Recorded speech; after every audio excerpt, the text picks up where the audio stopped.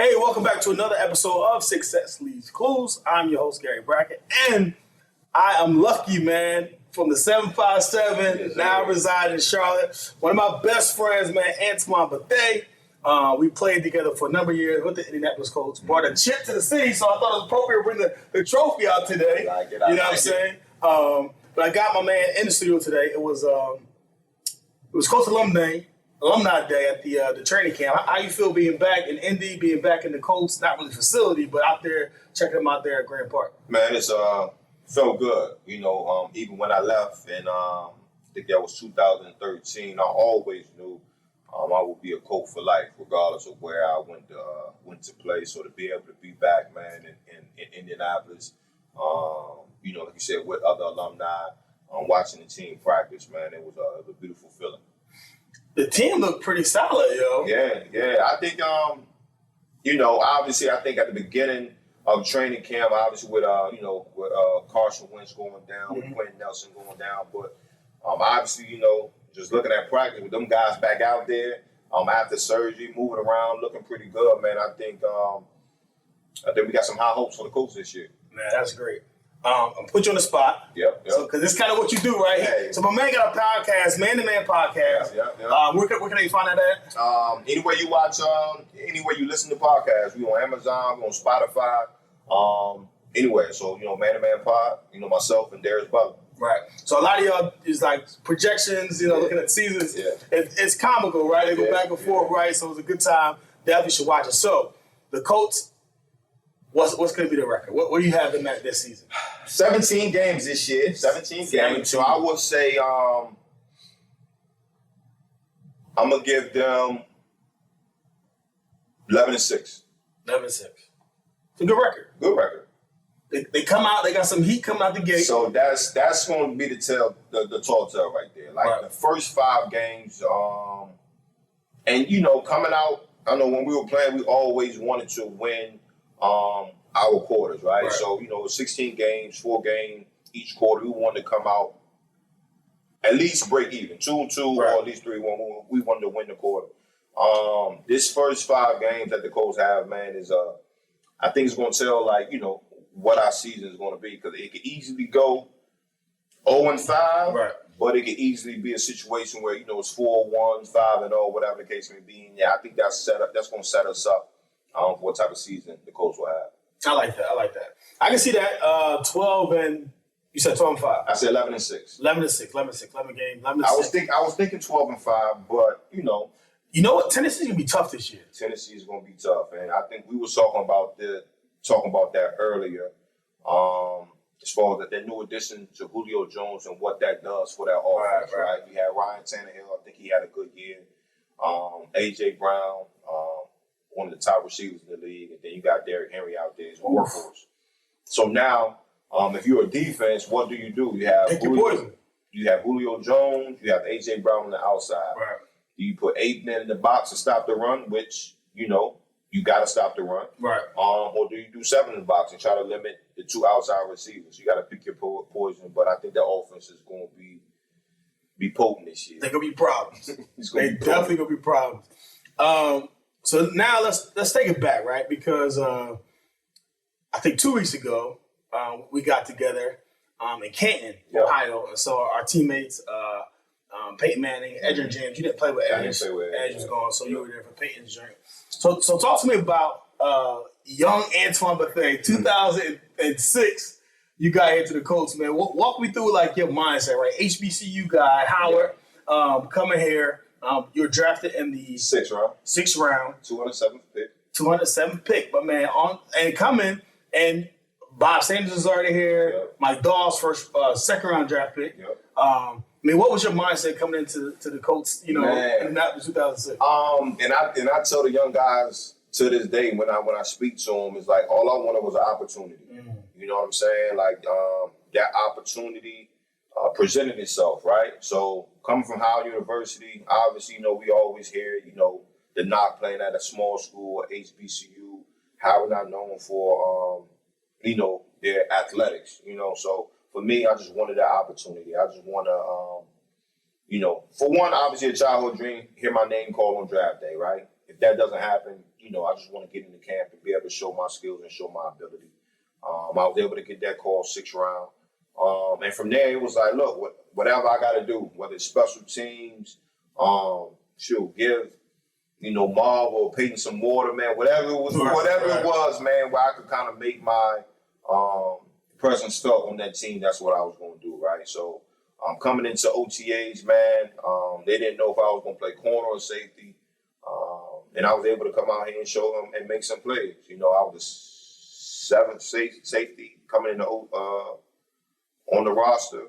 And, it was 7. One day at a time, man. Just grind, make plays.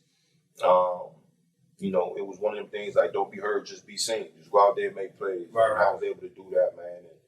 And, game 1, man, in New York, man. Got my first start. Man, that's crazy. So walk us through the mindset, right? Because I kind of came in similar role, not necessarily draft route, but underdog. Yeah. And you're replacing, at the time, I think Doss had got injured. Yeah. So you went from being 7th on the depth chart, and now you're 2, right? On 1, you and BO, right, starting. How was your mindset going into week 1? Just 4 weeks ago, did you have any type of doubt coming into camp whether or not you were good enough, right? Because people it's one thing for other people to say it, but it's one thing for you to think it. Yeah. So what was your mindset? Did you think you were good enough? But then when you found out week 1 you would have started, you was like, damn, like that. So as OTAs progressed, right, I remember it was like a 3-day stretch where I went from working with the 2s to working with the 1s, right? And it was a 3-day stretch where I got a pick off of Peyton, right? So I'm like, but at this time it's just helmets and shorts, right? So I'm like, I can move with these guys, right? Thinking wise, as far as, having to make these checks, having to cover Brandon Stokely or Dallas Clark, I can move with these guys, right? And even at the time, going into training camp, Alan Williams called me and was like, look, like, I think you're going to make this team, right? Right. So he was like, the big thing for you is going to be like, can you tackle, right? And in my mind, I'm like, okay, that's what I'm known for. Like, that's what I do. I can tackle. So going into training camp, played well. I got injured. I sprained my MCL, so I ended up missing the first preseason game. But, I'm moving well. I'm playing well. I'm tackling. And like you said, Mike Doss got hurt, so it gave me another opportunity, right? Another opportunity to showcase my abilities out there with 1s and Bob Sanders, alongside Bob Sanders. So when Coach Dungy and Coach Williams was like, look, you're going to start? I'm like, again, it's another opportunity. I can't let this go. I got to make the most of this opportunity, man. And going into game 1, it was like, man, don't mess up. Don't mess up. Maybe the wrong mindset at that time, but as a young player, that's all. Yes, I just don't want to mess up. I don't want to be that weak link out there. And really, that was my mindset. But at the end of the day, too, it was like, go out there and have fun. Yeah. Now that's dope. I always. It's funny, right? Because as a veteran, and my dog played 14 years, so super veteran. But you get rookies to come in. And, you get a little buzz, like, yo, my man down there locked in, he put in work. So, like, all right, cool. So then you're in the starting lineup, and it's crazy because I think Bob had ran like a 4-3, something like that. You ran a 4-3. Yeah. And then we have Marlon Jackson out there. So, we have probably a solid back, a secondary group. And it's just like, man, seeing that speed out there, playmakers, it was fun playing. I think we played 6 years together, 5 years together. And I tell everybody all the time. They always ask like, how was it playing here? And I was like, it was just a different feel. Obviously, I went to different places to play, but I'm like here, like it was really like a situation like I'm out there playing with my brothers, right? So it was like we took it off the field, we went to the locker room, we went out together, we ate together. So it was like we really had one another's back, you know what I'm saying? So it was really, you was out there playing with your brother. So like, even, somebody messed up, we was able to correct one another without us taking it personal. Right. You know what I mean? So like you said, with all that speed and just everybody having that same mindset and having that same goal, it was beautiful. No, that's awesome. So let's switch gears a little bit because HBCU, right? So proud HBCU alum. I know you do a lot back at the crib, 757 Newport News. in addition to at your school, Howard University. Yeah. So what are your thoughts now about HBCUs, and what should people know that they may not know about HBCUs, and why it's so important in just the fabric of college and institutions?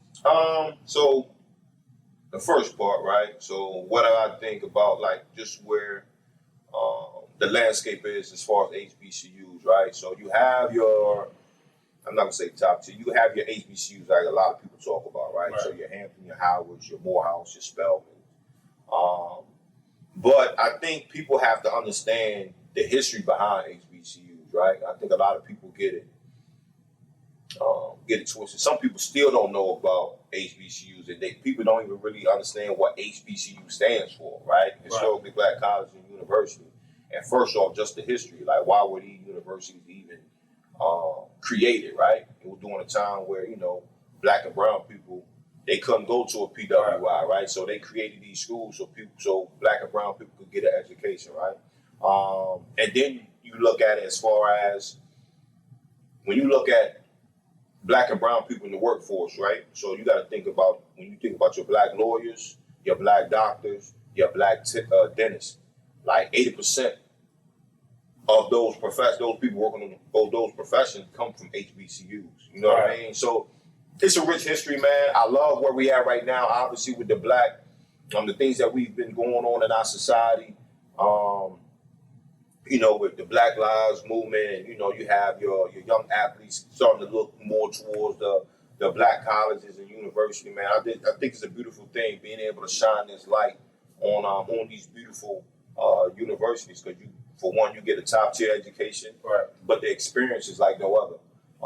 And I say it all the time as a young Black man, that was one time in my life where I was a majority. You know what I mean? I was a majority, obviously. And then people say, like, that's not real life. I mean, it is life. You know what I'm saying? Like, I lived it. Like, it is life. You know what I mean? So a lot of people just say, one of the knocks on the HBCU is like, that doesn't prepare you for the real world, because you're not dealing with a counterpart that's white. Right. But that 4 years, though, it instills in you that Black pride, right? It instills in you like what you come from. You know what I mean? Where at a PWI, you might not get that rich history that they're teaching at a HBCU day in and day out. I mean, crazy. More now than ever. I think, what is it now?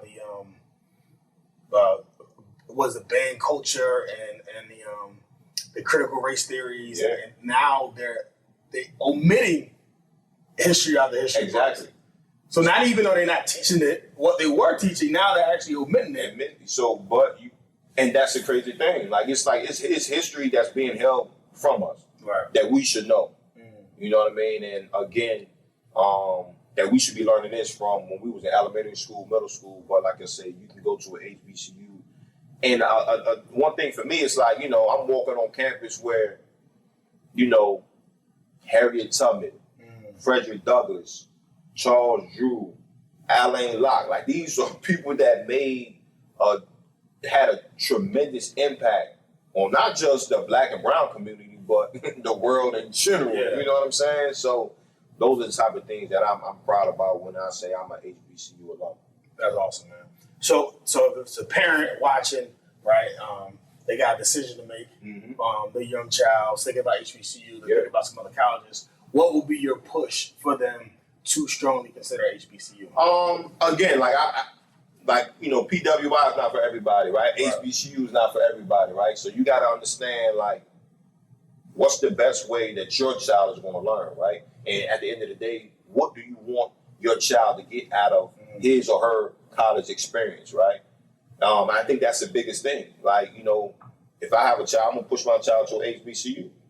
Obviously, it'll be their decision, because they're going to be living that life. They're going to be on that campus day to day. But just what I was able to get out of that experience where, again, I was a majority, what they're going to teach me about my rich heritage, being able to see a young woman that looks like me, and we're going through the same process. That's everything. And at HBCU, you getting a great education. You can't, and nobody can take that away from you. You're gonna get a great education. And I think what I see more than anything else is just the pride of those individuals that went to HBCU. Yeah, and PWI, what does it stand for? Because you keep using that term. So, predominantly white institution. Right. So predominantly. So I went to a PWI, predominantly white institution at Rutgers University. So the experience that I have versus your experience is totally different, right? But the people that I know that went to HBCUs, the pride and the culture that they have, I think is much richer than what I had. And I was fortunate. I actually have a minor in African Studies. Yeah. So I took more courses than most in actually African Studies. So understand a little bit more history. But I mean, some institutions, they don't even have that as on the curriculum, nor any other courses like that. So I think we can only go as far as I think is what we understand in the context that we have in our situations. Mm-hmm. I think having a better understanding of our history, good and bad, I think it better equips us and prepares us, for the future. Exactly. And then, like people say, like, you don't know what you don't know. Right. You know what I'm saying? So if you're at a university or you're at an institution, they don't teach it, like, even though, we got to go out there, we got to research this stuff for ourselves, just as a human being, just understanding and realizing where we came from and how the construct of this world is. But again, like you said, man, just being a HBCU grad, having that, that passion, that feeling like a family, you know what I mean? Just where, typical HBCU, your class is going to be like 30 people. Yeah. So you're going to have that one-on-one contact with your professors. You'll have a few classes that you may have like a few hundred people, but typically, man, you're going to be able to know your teacher. Your teacher will know you by your first name. So again, a parent, if you know your daughter or your son don't learn well in a big environment, an HBCU is the perfect place for them. Right. And not only that, gotta give a shout out here. Beautiful woman at HBCUs. I actually met your wife there, so shout out to Sam. Definitely from New Jersey, so definitely gonna plug that. But definitely HBCU, so rich history. So that's amazing. Switching gears a little bit. Also an author. Right. So it's funny, Hall of Fame credentials. Like, so what is like in terms of the credentials? Author, speaker, dad, husband, Super Bowl champion. Like, what are you most proud of? Man, I think it'll be being a dad, right? Being a father, man, having 3 kids and having them look up to you, right?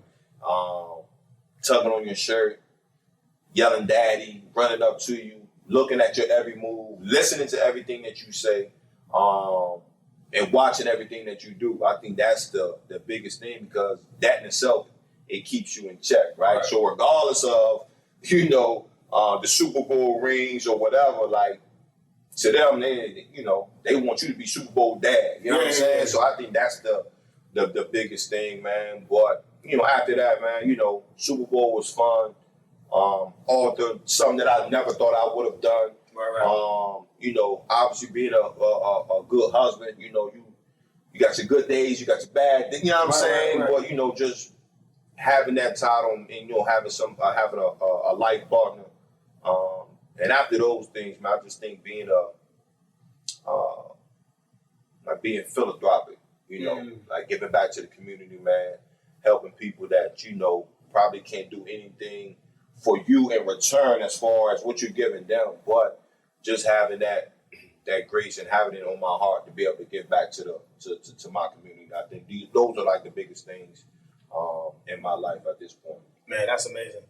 So the book entitled "Bet on Yourself."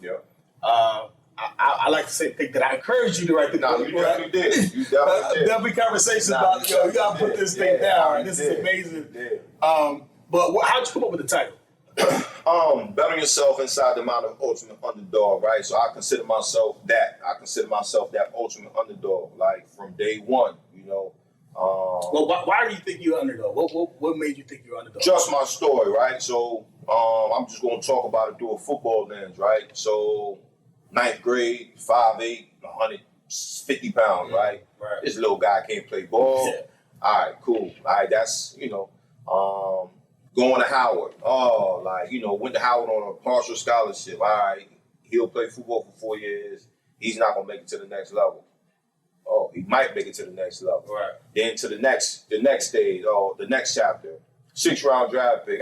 He might have a few years in the league. Right. 14 years. So just through the football lens, you know, that's where I get the underdog. And then, you know, just in life, you know, coming from where we come from, like, you know, being able to get to a point where you can really impact people's lives. Like, who would have thought that, you know, Antoine Bethea from Newport News is now this person that's giving back to his community in the way that he is. So, in my mind, I just kind of like sit back and say, like, how will people view me when I wasn't Antoine Bethea or number 41 or the Super Bowl champ, right? Looked at me, you know, and that's why I consider myself that underdog, man. So, again, betting on myself. And I tell people all the time, you got to bet on yourself before anybody else can believe in you. If you don't bet on yourself, who will? Man, that's amazing because now you're turned the book into like a deluxe edition, and also partner with some schools that really talk to the high schools. Yeah, so it's middle schools, high schools, right? And really just partnering with them with a speaker series, and just taking chapters out of my book and to explain to them how they can incorporate that into their everyday lives. So the last speaker series we did, it was a chapter in my book. We speak on having great people in your corner, right? And that could go from adolescents, teenagers, young adult to your adult life, right? Every aspect of your life, man, you got to have great people in your corner, right? You know, for one thing, don't have any yes men, right? You got to have friends that's going to tell you the truth, whether you want to hear it or not. You know, they're going to tell you what you need to hear, not what you want to hear. Obviously, you know, we all went through the high school phase where, and that middle school phase where, you know, we have friends that are very, I guess, persuasive of what we do at that young age, right? So I'm telling them, you want to have good people that's aligned with what you believe in, right? Y'all on the same path. You know, if you playing football, y'all want to make the football team. Y'all want to make good grades. Y'all want to stay out of trouble. Y'all want to go to college. So at that time, if we can, you know, drive that in their heads. And at this point in time, great people in your corner, good people in your corner, treat people how you want to be treated, be respectful, man. I just think that can help our youth. And that's amazing, man. So if you're someone has a program, middle school, high school, how do they get in touch with you in terms for that program? Where do they go to find out more information? So you can go to my website, you know, and then, you know, we have, you know, our mail. You can just go to my website, AntoineBethea.com, shoot a message there, and we'll definitely get back with you. No, that's awesome, man. It's amazing. And I thought it was so corny at the time, right? And mixed feelings against special teams coach Ray. What was Coach Ray's last name? I can't pronounce it. Oh, yeah. So you had one of those. Yeah. We ain't going to butcher your name. But one thing he used to say, it was so annoying, but man, it's so freaking true. And it was like, don't get bored doing the right thing. Yeah. And we used to hear all the time, right? Because football, you got 11 man, do your job, 111 of your job. And he's right. Like, you get out of your gap at one position, that's the time that ball's going to get ran in that hole, and they're going to take advantage of it. But in life, a lot of these kids, I think a lot of that is making those good decisions. And one of those decisions is surround themselves with the right people and don't get bored doing the right thing. Like, you're not that FOMO, that fear of missing out by hanging around the wrong people, right? It's just like you don't even need to know what that looks like, right? Just stick to the course. Yeah, and that's it. But, you know, again, not to be naive. Right. You know, I think we've all done it. You know, you're curious at that time, at that age. Like, you know, if I do this, what's going to happen? Oh, they're doing this over here, nothing's happening to them. So maybe I can try one time. But like you said, that one time you tried, hey, that could be detrimental to whatever you're trying to build. You know what I mean? Even your legacy or whatever at that time. So again, man, like I said, I just try to preach that to the youngest, man. Like, gotta have great people in your corner, man. You know, whether it's a teacher or guidance counselor or good friends, man. That's pivotal. Just, you know, just growing as a human. You know, just having good people around you. It's crazy. One of my good friends is an attorney now, and he told me something he tells his kids, and I kind of borrowed from him. He was like, you know, I talk to my kids. I'm not naive. I'm not going to do bad things, but I try to protect them from some things because some mistakes you don't get do-overs. Right. Like, and some mistakes are just so monumental in your life. You don't get a do-over. Yeah.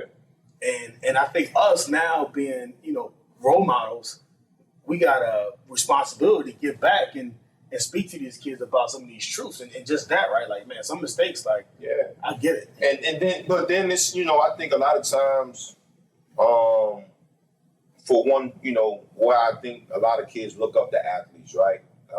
They feel as though like, hey, they're doing, and they always say like, we playing a child's game. Right. So when a child looks up to an athlete, it's like, hey, I'm playing basketball. I play basketball just like he does, whatever the case may be. But I just think it's about being 100% transparent, being honest. Like you said, not being naive. Like, look, I made mistakes. I'm not done making mistakes. You know what I'm saying? Like I'm still like a work in progress. But just trying to help you, help yourself. You know what I'm saying? Nah, that's beautiful. So one thing you addressed in the book, and I don't think we even talked about this in detail, but you were in San Francisco the year Colin Kaepernick took a knee. Yeah. And you were on that team. You were a leader on that team. Yeah. Were you a captain at that time? No, I wasn't a captain. But the leader on the team, one of the guys.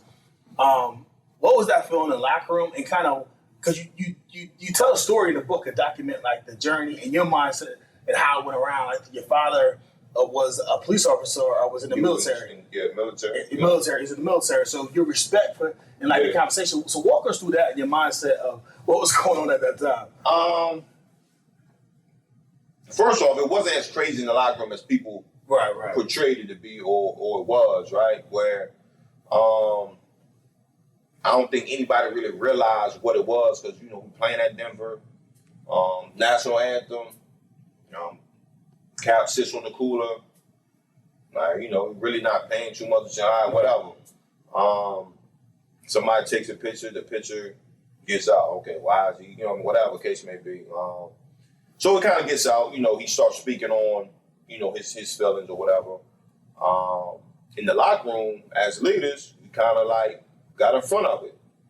Like, some of the players are starting to hear about it and, he's starting to kind of talk about it. So, yo, Cap, like, can you explain to the team, your feelings? No. He said, yeah. We sit in the meeting room. He gets up in front of the team. He explains why he's doing what he's doing. Like it or not, you got to respect it, right? So whatever side you was on, you got to respect this grown man, how you feel. Because what he's talking about, he's not lying. Guys, we're like our friends, our family. Yeah. That's a day-to-day. Yeah, we're getting killed in the street. Yeah. You know what I'm saying? So from there, obviously, kind of talked about it. We were telling the young guys, like, look, you're going to have a lot of cameras in your face. The leaders in the locker room were like, look, if you don't feel comfortable talking, don't talk. Like, don't press yourself to talk. But I would say as a team, man, black, white, we were together. You know what I mean?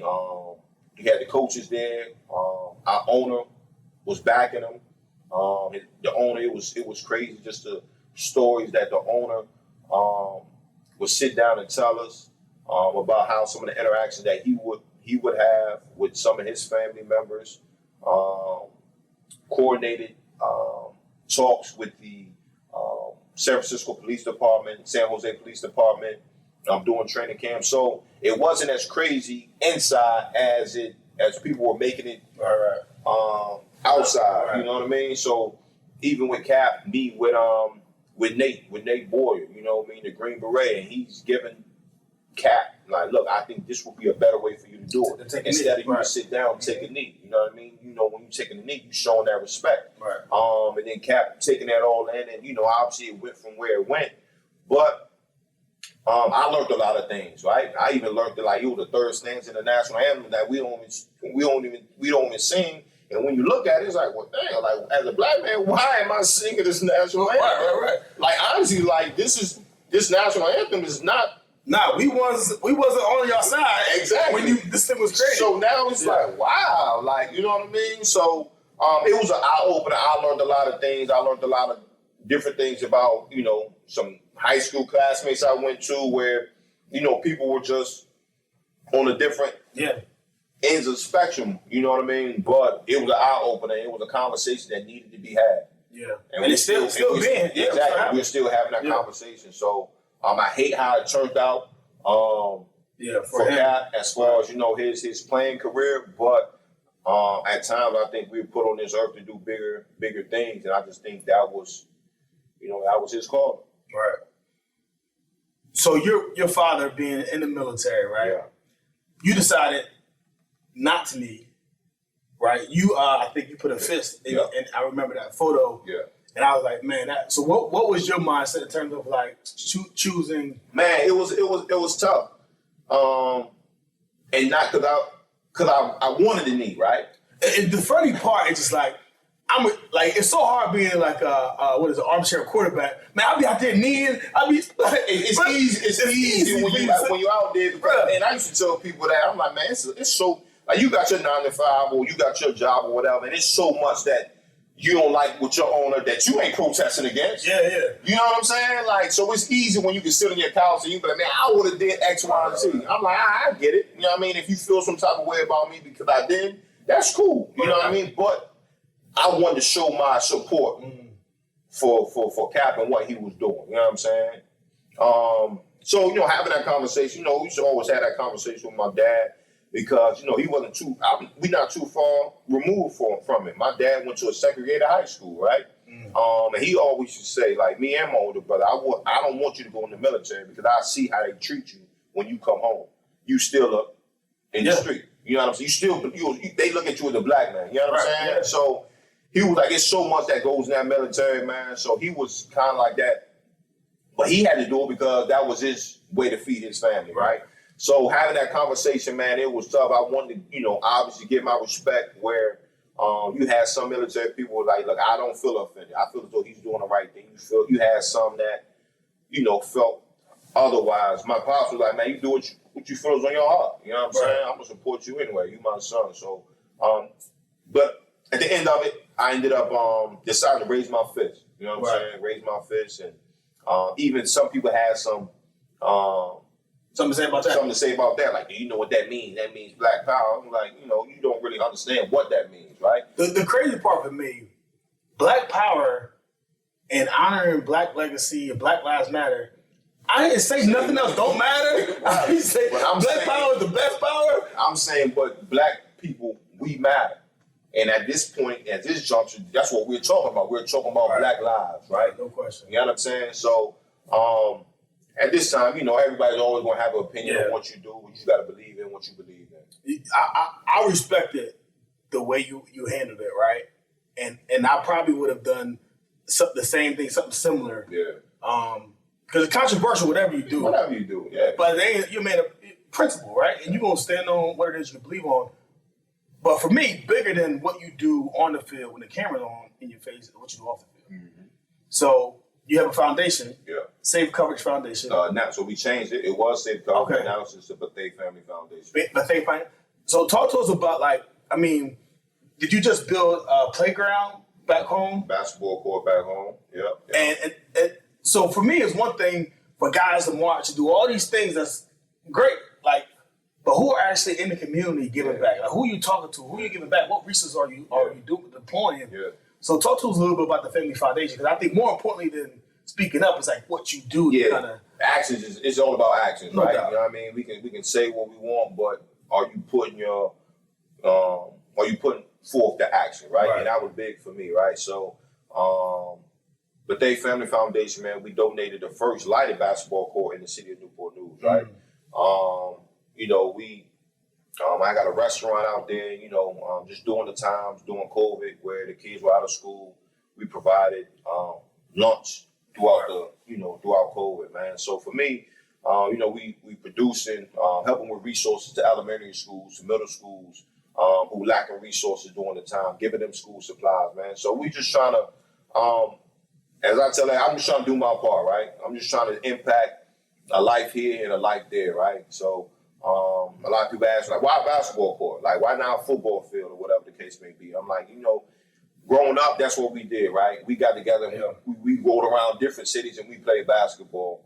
And just right around the city, man, just the outdoor courts, it was no longer. Yeah. It's kind of, from a sustainable standpoint, it's kind of like lower maintenance, right? Something that could be upheld longer than a football. And then it's like, to go out on a football field, you know, to get a good game, you got to get a lot of people. Where on the basketball, you can get some youngins, man, 4 or 5 youngins, they can go out there and shoot all day, man. So that was a beautiful thing. So full disclosure, I used to give Antoine work on the basketball court. So we had some epic battles, though. So funny story, right? And this is totally off topic. So we playing. I'm staying in Lafayette Road. So Eagle Creek Development Parkway. So I think it's. Or me and you on the same team, and Bob and Marlon on the same team. So it's me and Antoine, Bob and Marlon on the same team. There's like TJ Rushers was out there, probably Tim Jennings. I don't know. Kevin was not there. I think Kevin can't hoop. Okay. So we playing the game, right? And I think either you're on Marlon and I'm on Bob, or vice versa. And like Bob is going like this, like Marlon is doing that to Bob. Like he give him the head now. We're like, yo, we can see you too. Like bro, you think you throw the Bob like 5'6", 5'7". He probably 5'8". But I was just like, bro, it was we stopped the game, started laughing. It was hilarious, man. And then, you know, a bunch of football players in the basketball court. That just turned into the jailhouse ball, like. But it was good times, though. Oh man, those were the days, bro. Good time. So last question, just I'll finish it up, man. So what you doing now, right? The Man to Man podcast. Yeah. So what made you get started in? Like last year's your first season, right? And it was COVID, it was crazy.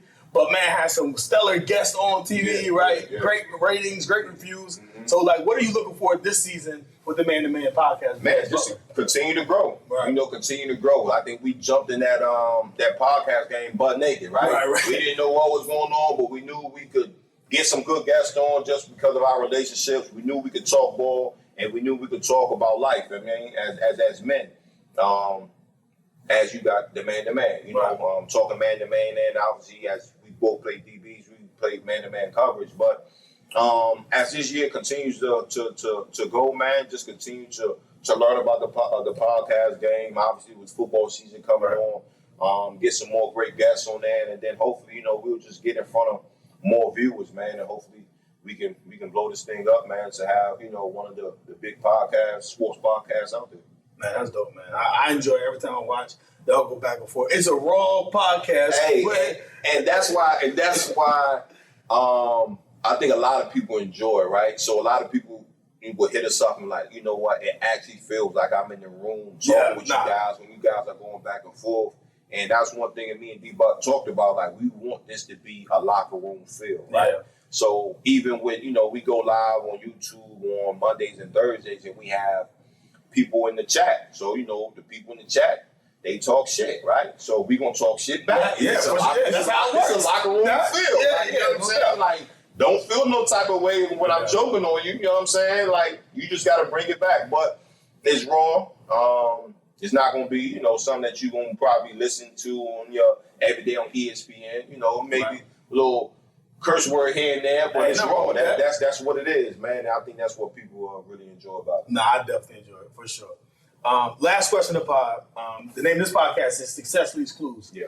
And the reason I named it that, right, because, man, I've always felt privileged with the conversations that I had with people. Yeah. Like last night we broke bread, you know, talked about different investment strategies, talked about some stuff, and you were like, damn, I wish people was in a room to kind of hear this, right? So Success Leaves Clues is like people that are successful, they leave clues. They like saw something, heard something. So for you talking to somebody like, what clue would you give them that you learned in your life that would be beneficial for them? So I always say like now, right? So, you know, we always talk about, we took an L, right? And we, growing up, we took that as a loss. Right. But now I always tell people like, that L is not a loss, it's a lesson learned, right? So, but you have to find it within yourself, like what is the lesson in this L, right? So if you can find that lesson, that can catapult you to different heights that you never could imagine, because typically, you know, you take that L, you're frustrated. I don't know if I want to do this.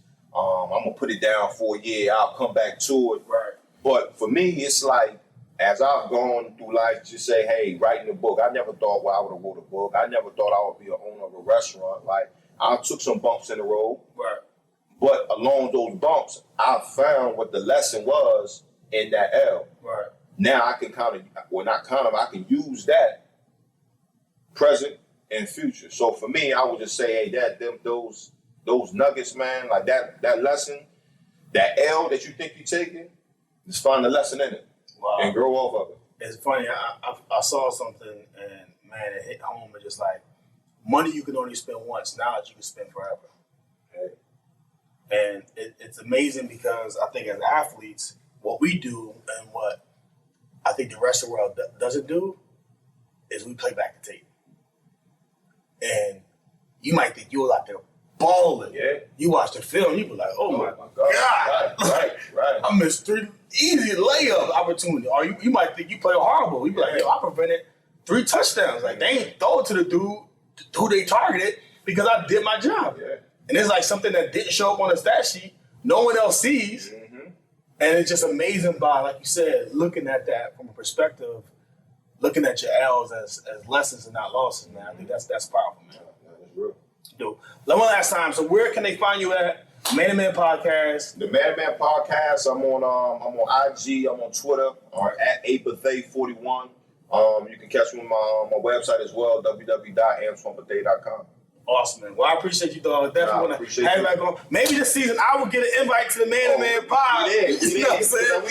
I know my man got some gems to drop, man. So we there. Hey, I appreciate you, though, man. Always. No doubt, man. Hey, check us out on the next episode of Sex Leaves Clues podcast. And, add some of your friends. Send this to some of your people in high school, man. They need to hear it. My dog is a legend for sure. Appreciate it. I'm looking forward, if you look, we talked about this, since the stats. If you look at 14-year career, over 1,400 tackles, or how many? 1,300? 1,333. 1,333. How many interceptions? 25. How many sacks? 9.5. 9.5. Man, impressive career. Man, I'm extremely proud watching you, right? Thank you, bro. So, my dog, Antoine Bethea, man, I'll see you on the next episode of Success Leads.